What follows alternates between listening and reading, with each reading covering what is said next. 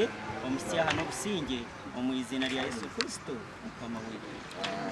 Tweze omwanya ogwo aha bwengeri y'okushyikirira ombere ebi omusingi obwo busisikaire obutegami ntusiima Ruhanga kureba ngu atureeteire Nabi Daudi omwanya okukuza kutayayira nk'abanyankore ahabw'okuba tubeire tumutegereize obwire buraingwa, tumutegereize n'amatsiko maingi okuyihirira ito okutwamureeberemu ekigambo ky'amagara kwihaninza omu kanisa omu nkaruhuka nkarugamu ndwaire nibankiriza amagufa gange gajogajogorikire gataine ntarikubaasa kwikiriza yashabire yanyimutse atantaire hansi atakoreze mwenda gwange.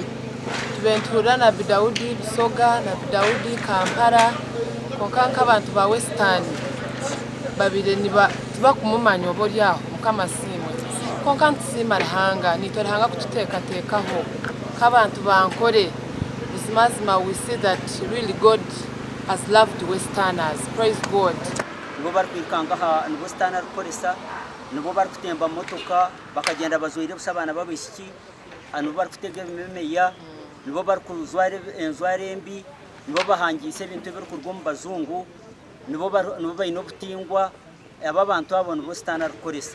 Konka mbwene eki turikusiimira Nabi Daudi kandi amatsiko agutwine ati ebintu byarikwegyesa nazibira abantu ebyobutingwa okureeta enkora y'abazungu kugireeta omu kanisa kuzwara kubi enkora nk'egyo hata twegyesa abaana baitu nabegyesa emirimo. We call upon you, people of Kabale, people of Mbarara,